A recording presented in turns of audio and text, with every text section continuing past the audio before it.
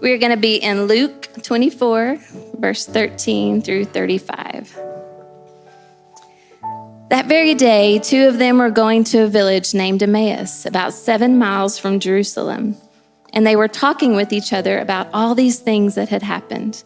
While they were talking and discussing together, Jesus himself drew near and went with them. But their eyes were kept from recognizing him. And he said to them, "What is this conversation that you are holding with each other as you walk?" And they stood still, looking sad. Then one of them, named Cleopas, answered him, "Are you the only visitor to Jerusalem who does not know the things that have been happening in these days?" And he said to them, "What things?" And they said to him, "Concerning Jesus of Nazareth, a man who was a prophet, mighty in deed and word before God and all the people, and how our chief priests and rulers delivered him up to be condemned to death and crucified him. But we had hoped that he was the one who would redeem Israel. Yes, and besides all this, it is now the 3rd day since these things have happened. Moreover, some women of our company amazed us. They were at the tomb early in the morning, and when they did not find his body, they came back saying that they had even seen a vision of angels who said that he was alive. Some of those who were with us went to the tomb and found it just as the women had said. But then they did not see him. And he said to them, "O foolish ones, and slow of heart to believe all that the prophets had spoken. When it not necessary that the Christ should suffer these things and enter into his glory?"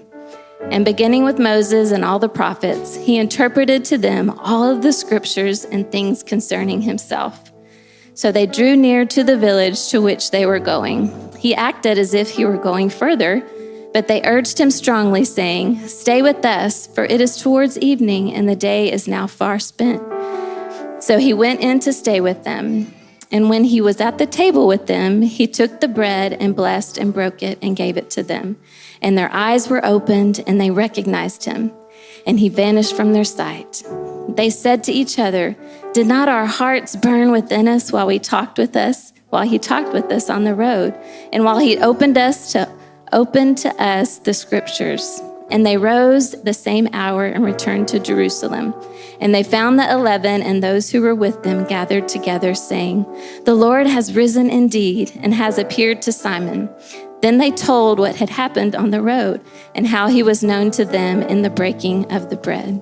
That may be my favorite story in the New Testament. So many layers and so much spoken in there. And things common to human experience as well as unique ways Jesus brings transformation. Numerous things. The common human feeling, though, is what is it that we feel when our experience does not meet our expectations? It's disappointment. Now, I don't know if you have seen these. If you know, scrolling the internet is a thing you do in common. There's this thing, if you'll put it in your search engine, called Pinterest fails. Now, if you're not aware, if you're from some circa 1995, and you don't know what Pinterest is a place where really creative people show off their wonderful good works. And make the rest of us feel stupid. But if you just search Pinterest fails, I've got a little selection for you. You see these like creative works of art, specifically in baking, that is so inspiring, and you feel like so inspired, like you could do something like that. And then you try it yourself, and it fails miserably. But it's not just baking and things in the kitchen.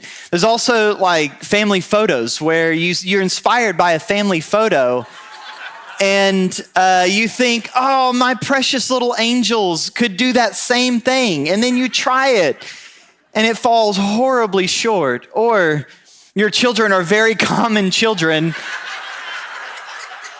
and vomit on each other, Like you think this is going to be incredible and beautiful, and my precious little angels are going to be so cute. And then they act like normal children And that's what you get. That's that feeling of you have an expectation.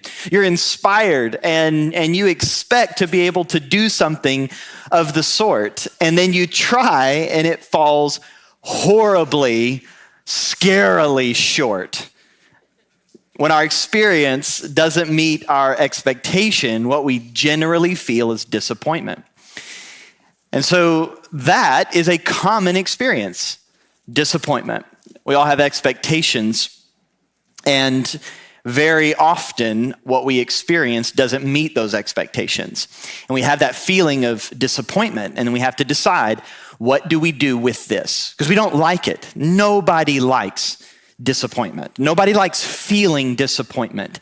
And if it comes rather common to you, often the strategy is to sort of foster a low-grade fever of disappointedness so that you don't really feel disappointment when things don't meet your expectation. You just lower your expectations.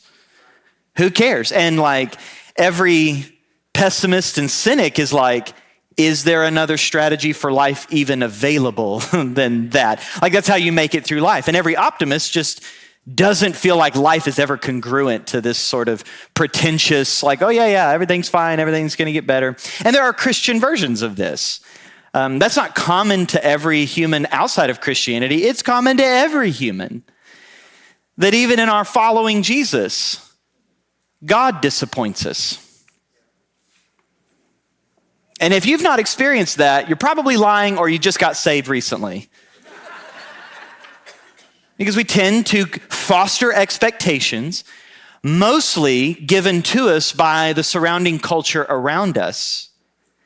And then we project those expectations onto God, as if you're the master and he's your butler to just meet your expectations. And the general expectations culturally would be that my life is to be comfortable, which is a rather new phenomenon in human history. Just the idea that we could be comfortable. But that's like now the expectation. And I follow the Lord because he can make me comfortable. And then when he doesn't, you experience disappointment. And it's not just like innocuous things like baking or family photos. Things like marriage. When your spouse doesn't meet your expectations, maybe at one point you had the flaming fires of passionate love, and then it dwindles down to maybe a spark, if that. It's grown cold. You thought you expected your marriage to be one of just sheer joy, and now you're living in a reality where it's not. It's monotonous, drudgery, maybe painful, maybe hurtful. You raise your kids, these precious little angels that came into this world with such joy and beauty. And then you realize those angels is a different kind of spiritual being, a demon.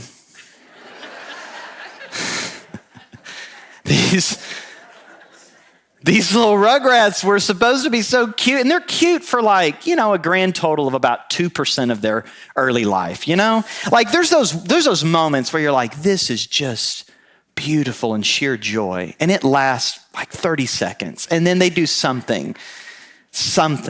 I remember the first time my daughter, I was just amazed at when you have your first child, you're just like, wow, like somehow this is like a genetic mashup of me and another human. And like, man, I'm responsible for this. And then she pooped on me. I'm like, oh, this is parenting. You raise your kids in church. You raise them in the, quote, nurture and admonition of the Lord. And then one or more or all go wayward. And you feel that disappointment, that hurt, that sorrow. You believe in healing. You pray for it. You see someone gets healed. Someone experiences healing. And then you're left with a prolonged illness, unsure what to do with it. Keep praying, keep believing, and it seems to be lasting longer than it should. Or you see one family pray and experience a healing, and then another, maybe your own, you bury a loved one. Or even harder than that, a child.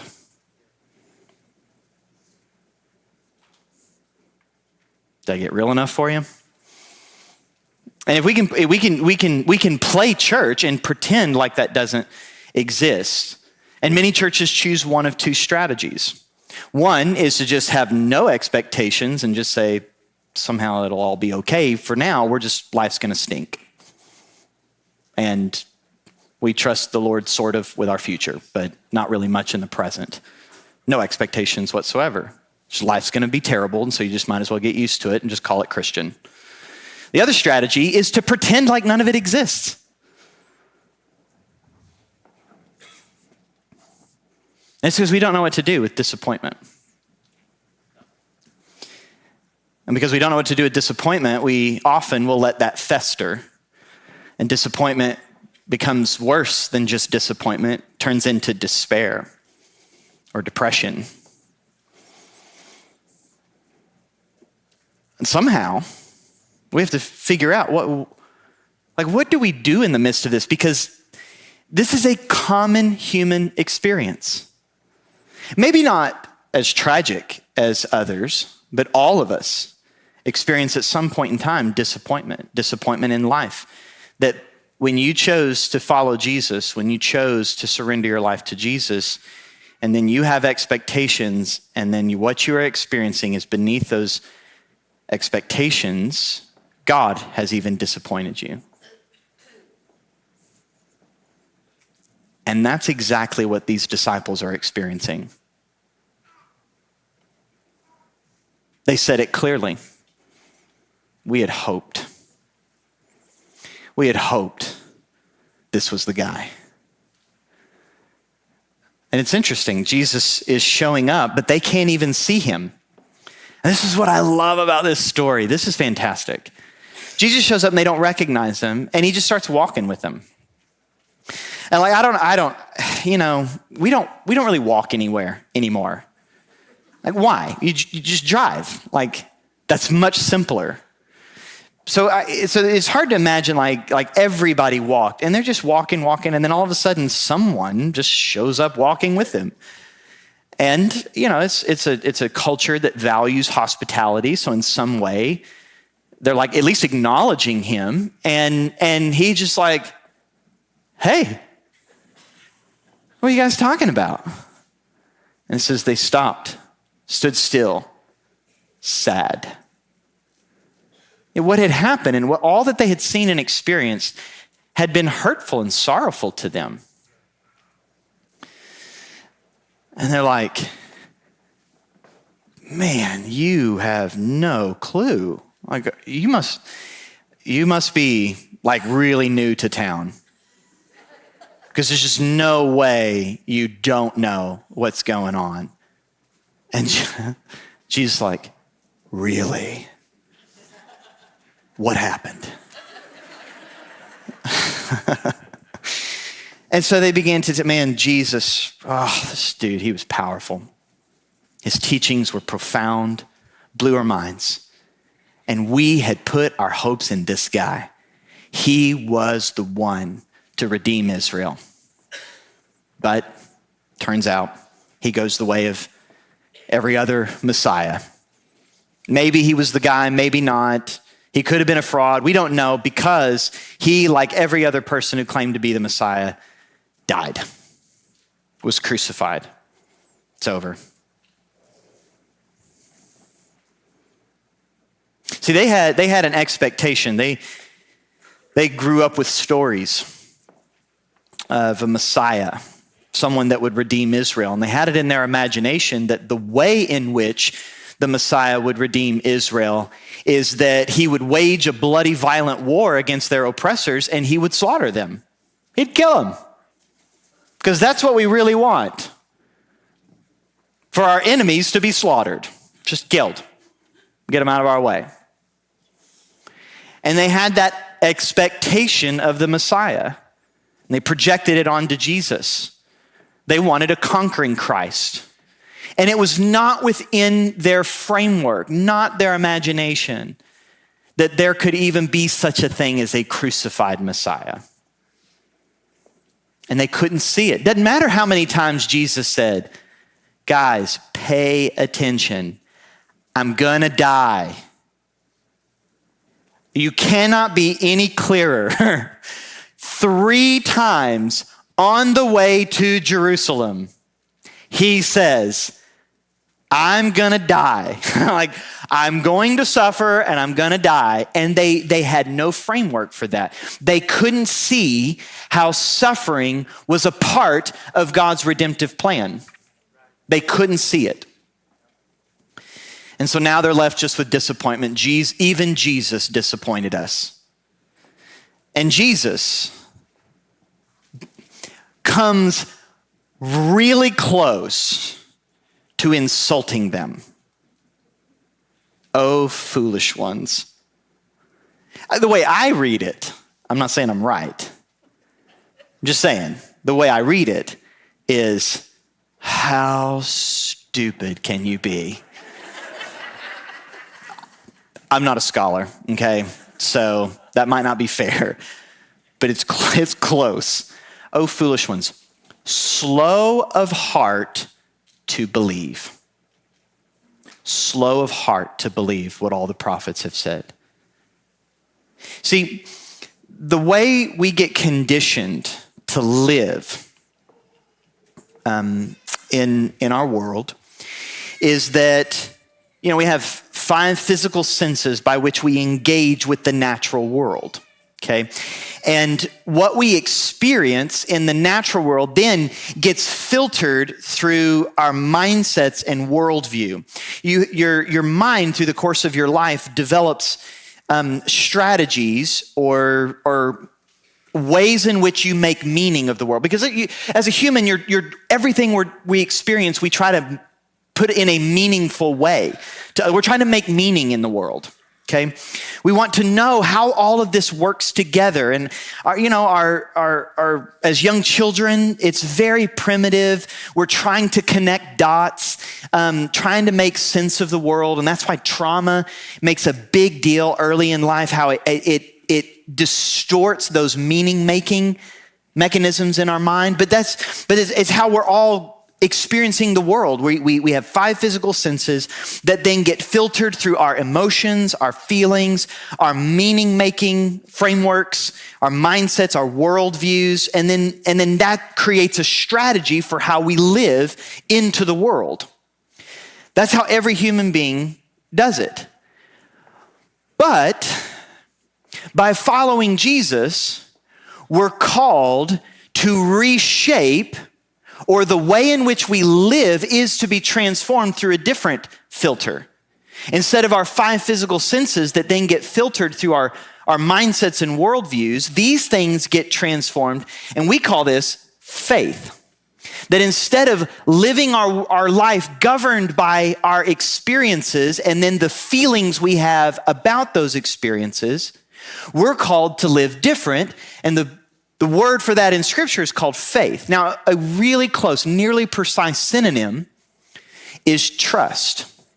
The way the Apostle Paul says it in 2 Corinthians chapter 5, verse 7 is the way in which we live in this world, how we navigate life is by believing, by faith, by trusting someone higher than us. We live by trusting him, not by trusting what we see, not by our senses, not by our experiences, not by our feelings about those experiences. The way in which we live, the way in which we navigate life, the way in which we make meaning in the world is no longer by primarily, it's not that you'll lose your senses, you still have them, and you'll still have experiences, and you'll still have feelings about those experiences. But the way in which you navigate life is not governed by those circumstances or the feelings you have about those circumstances. The way in which you live now is governed by a higher power or a higher authority, and that is God. But here's the challenge. We have all sorts of opinions, perspectives, and perceptions about God that may or may not be right. And we project them onto God. And this is what those disciples did. Yes, they trust God, but they trusted how they perceived God should do things. And how common is that with us? God, I believe you're a higher power. However, this is how I want you to do, or how I want you to act. This is what I want you to do, how I want you to do it, when I want you to do it. Yes, you're a higher power, but I'm the one in control. So if I could harness your power to benefit me and what I want, then I'll trust you. And one of the ways these disciples just couldn't see it is they didn't have a way of integrating suffering into God's redemption story. And so the first thing Jesus says, remember, Jesus is hidden from their sight, meaning the way in which they were experiencing Jesus, they are physically in his presence. They can physically see him, but they can't perceive him. Do you see it? Our eyes lie to us. Our feelings lie to us. You will have them, and it's a reality that you will experience. In no way would I condone you suppressing feelings or somehow pretending like they don't matter or they don't exist. Of course they exist. They're just not in charge. Their own perceptions, their perceptions about God, their perceptions about reality, their physical senses couldn't perceive Jesus. So what does Jesus do? He first takes them to the scriptures. He says, slow to believe what the prophet said. And then it says, starting with Moses, he goes through all of Moses and the prophets, all of the scriptures, showing them how it all points to him. See, Jesus had to reshape their own perceptions about God and how God is revealed in his story. That's Scripture is not a devotional grab bag, okay? It's not to say that you shouldn't be in it daily and that something daily can mean something to you and be a source of encouragement to you. I encourage you to engage with Scripture in such a way that daily something meaningful is given to you, okay? So you hear me say that. But if that's the only way you engage in Scripture, you're going to miss the point. You're going to get caught up in a blade of grass and miss the forest. And you're going to have a tendency to interpret the entire forest through this single blade of grass. And so you have to get used to seeing that there is a much larger story. And that's what Jesus is doing, is he takes them through the whole story. And he shows them how, he says, Jesus saying, it is painfully obvious that the Christ had to suffer and enter into his glory. It is obviously not obvious. And yet Jesus is like, it's plain and simple. And so he reinterprets the whole story to show them God's character is manifested in such a way that his character is revealed not to just prevent suffering, but to transform it and redeem it. And I don't know if I like this about God. Did I just blaspheme for some of you? Let me explain, because I'm guessing you probably don't like it either, which means we're in the wrong, okay? Let me be clear. I'm in the wrong about this. I don't want to get into like philosophy and apologetics, okay? Just hear me say that, okay? However, there is a major argument that says if God is all powerful and all good, then he would prevent suffering. And not to waste time completely debunking that, but for a lot of people, that feels real to them. And yet, God in his sovereignty and his wisdom has apparently seen it fit that redemption is better than prevention. I'm not saying he doesn't prevent certain things or that he doesn't act in such a way that things get avoided or prevented.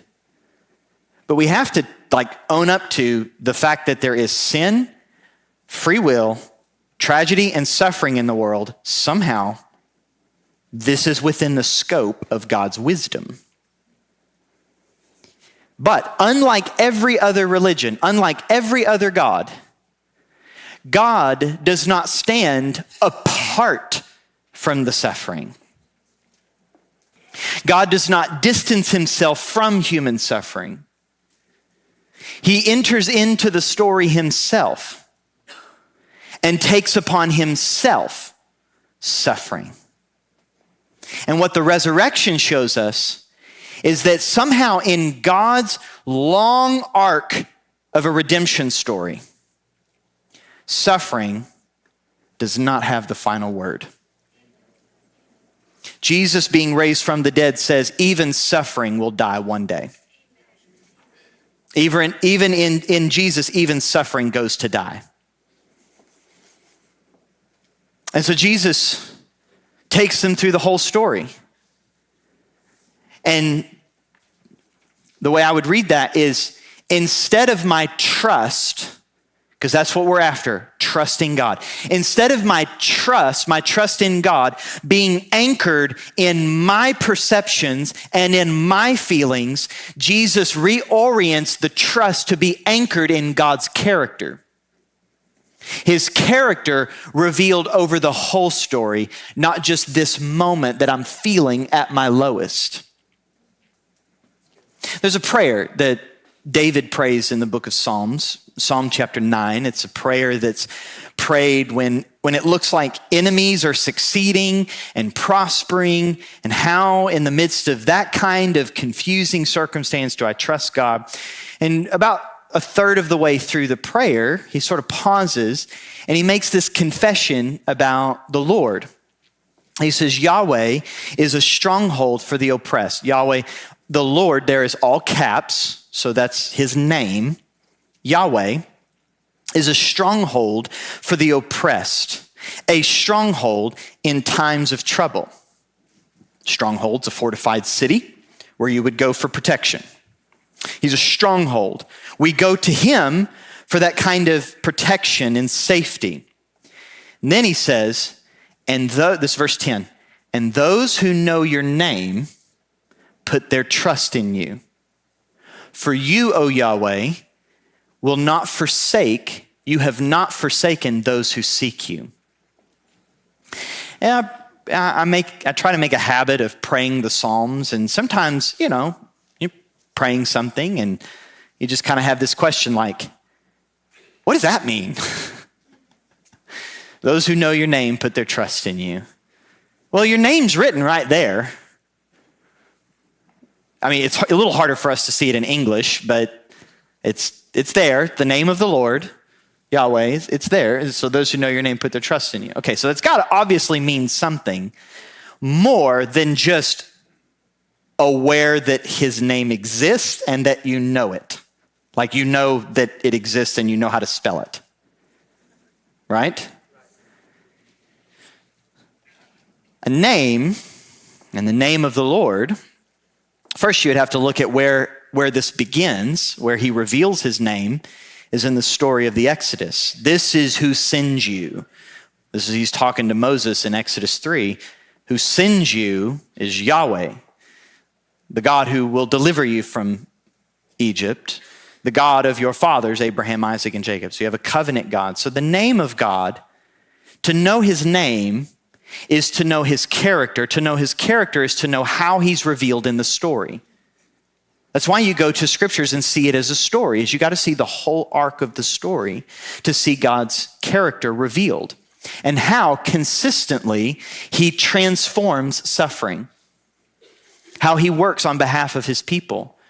And so when you know his character, when you know his name, when you know how his character is revealed and manifested, you put your trust in him. Because see, to know his character means not to just know him in one moment when you're at your lowest. It's to know him over the course of the whole story, which is thousands of years. and how God operates on a timetable that is far beyond our comprehension. And so when I'm in my lowest, in this one moment, when I think I'm in a prolonged season, even if that prolonged season is years, I can put my trust in the one who redeems suffering, the one who works for my good and his glory, no matter the circumstance. And the way in which I remain connected to him is by trusting him, not by trying to force him to do something, not by me figuring it out all myself, but by trusting him. Those who know your name put their trust in you, for you have not forsaken those who seek you. See how Jesus comes alongside the disciples and he's not even seen by them, and yet he's there. He's walking with them. Jesus has not forsaken you in your suffering and in your sadness. You might not be able to perceive him because of your expectations, because of your anchoring your trust in him on your own perceptions or your own feelings, but he's nonetheless there. And he takes them through the whole story to show them suffering, tragedy, loss, confusion, disappointment is not a distortion of God's story. It's there, and God redeems it. And I don't know why God prefers redemption over prevention. But when I look at the whole story and how it's made manifest in Jesus, I can trust him. I can trust him that he's numerous times has transformed suffering. And often, before he answers my questions, he transforms my perception. I hate to maybe let the cat out of the bag. Chances are you're going to die with unanswered questions. I hope in the process you get a few questions answered. But to think God is bound by our questions is probably to make him less than God. So we can choose to let disappointment and our perceptions govern our lives and ruin our lives, or we can trust a God who somehow can transform suffering. And in the process, he transforms our perception. And so Jesus is walking along with them, and I love Luke's storytelling. And he intended to pass them by. Like he acted like he's just going to keep going. And the disciples, it's night, and hospitality is a big deal in that culture. And so they're like, please stay with us. And you know something's going on in the inside of them a little bit later in the story when they say that, did our hearts not burn within us? When he walked on the road with us talking about the scriptures. But here, what's interesting is, yes, their hearts are burning, but they're still not able to see him clearly. But they do invite him in as their guest. Now, there is a difference. This is going to be very obvious. There's a difference between the host and the guest. Okay, yes. In hospitality, you think as the host, you're the one in charge and you're wanting to make the guest feel welcome. And a very important part of Jewish hospitality is sharing a meal. And you don't share a meal with someone unless you're ready to be in close relationship. And so they're inviting him in. They want him in close relationship. But all of a sudden, Jesus, the guest, becomes the host. You don't do that. In that culture, it's the father. The highest authority in the room is the one that breaks the bread, is the one that leads the blessing at the table. But unbeknownst to them, Jesus is the highest authority in the room. And so Jesus, it says, and this is very specific, he takes the bread, breaks it, or blesses it, breaks it, and gives it. This is a very specific literary device Luke uses in his storytelling, that numerous times in his story, in Luke's gospel, he has specifically placed Jesus taking bread, blessing it, breaking it, and giving it. Now, that one phrase is probably a whole series to just the meaning there. But Luke even continues it in his volume 2, the book of Acts. And there's a couple places in the book of Acts that has that same pattern. He takes bread, breaks it, blesses it, breaks it, and gives it. Now, one place that you would see that is in the Lord's Supper. In Luke's gospel, he uses the same phrase, that when he's at table with his disciples, making sense of his crucifixion and death, he takes the Passover meal and transforms all of the meaning, and it's power-packed with meaning. He transforms the way in which all of these symbols are anchored into his own work. That it is through his suffering that we would be delivered. It's through his sacrifice and death that we would be forgiven. It's that this blessed, broken, given bread would connect to his life that is blessed and broken and given. And the way John says it is given for the life of the world. They still didn't get it. But now the resurrected Jesus becomes host, and he does the same thing. He takes the bread, he breaks it, he blesses it, breaks it, and gives it. Then their eyes are opened.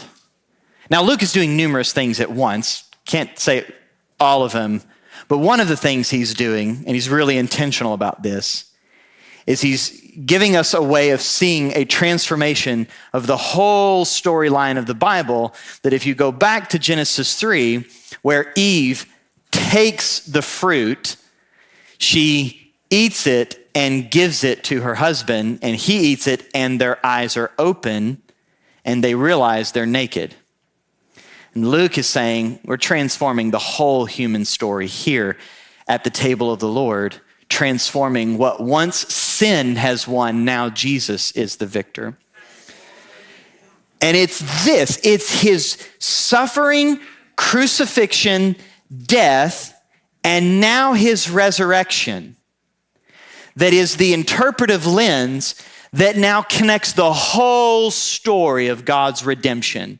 And when they see this key, it's like going into a locked door. They see things, it's like looking through a peephole. They're looking into scripture and, okay, I can kind of see how it all works together, but it just doesn't make sense. But then all of a sudden, when they see it through Jesus' suffering, his crucifixion, his death, his broken body, given for the life of the world, now it's like the key unlocks the door and they see it clearly. This is how God works. He doesn't stand apart from suffering. He goes neck deep. He goes fully into the suffering of humanity so that he might bring that suffering all into himself and it be transformed in resurrection. Now suffering doesn't have the final word. Jesus has the final word. And when they see that, when they can see Jesus, when they see how his suffering and death and resurrection makes sense of the whole story, then their eyes are open. Then they see him, and then he vanishes. I'm so looking forward to resurrection because teleportation will be in resurrection, and I'm excited about it. Okay? Super excited about it.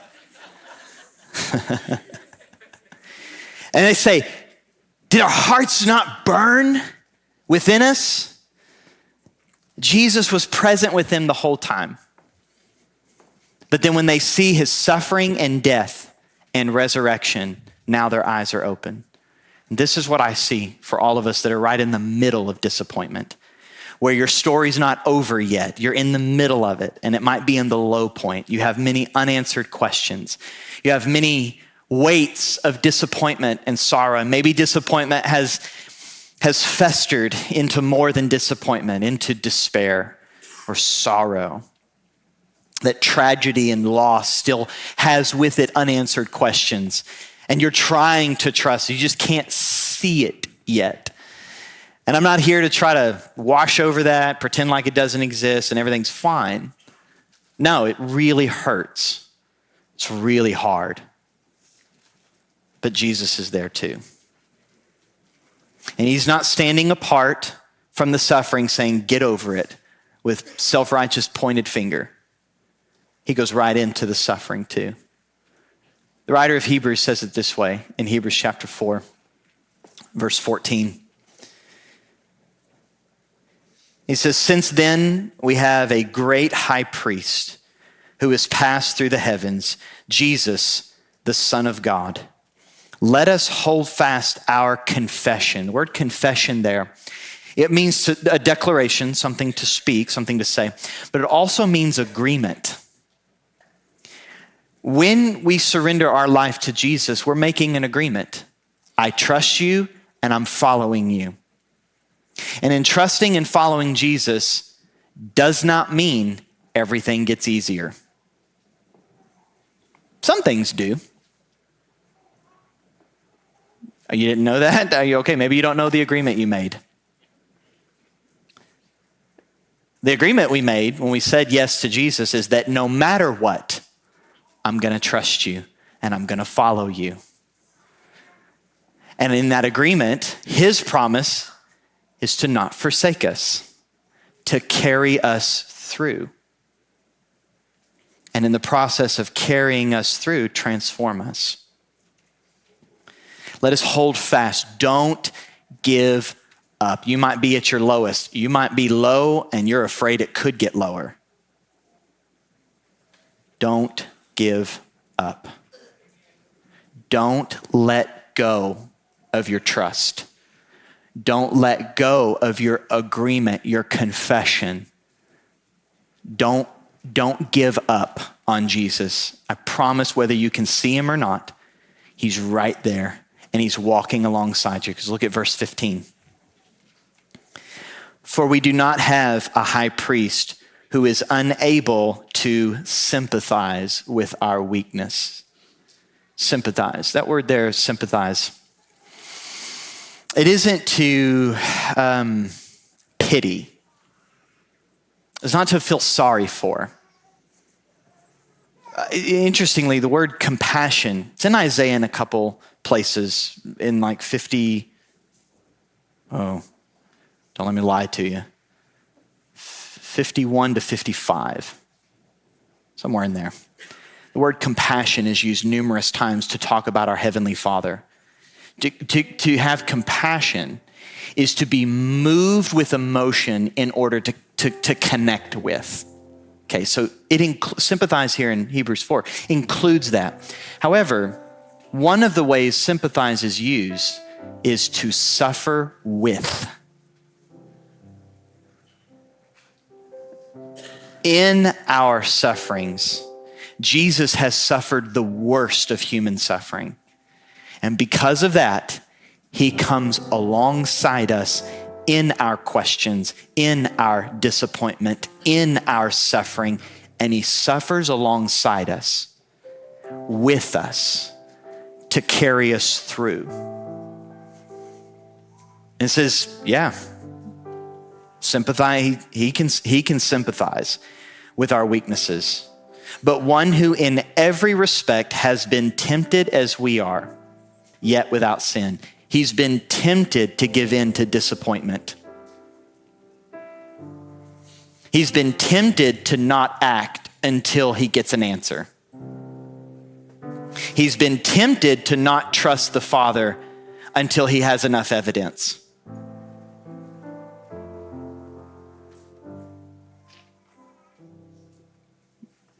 Jesus had to deal with depression, anxiety, disappointment, fear. How could he redeem it if he didn't experience it? And you look at him in the Garden of Gethsemane in Luke's gospel, it says he was under such pressure and strain that he sweat great drops of blood.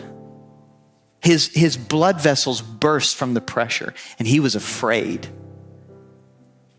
A few verses earlier, it said his soul was in turmoil. And he asked the Father, if there's any other way, please let this cup pass from me. So apparently feeling disappointment, feeling sorrow, feeling fear or anxiety, it's not a sin.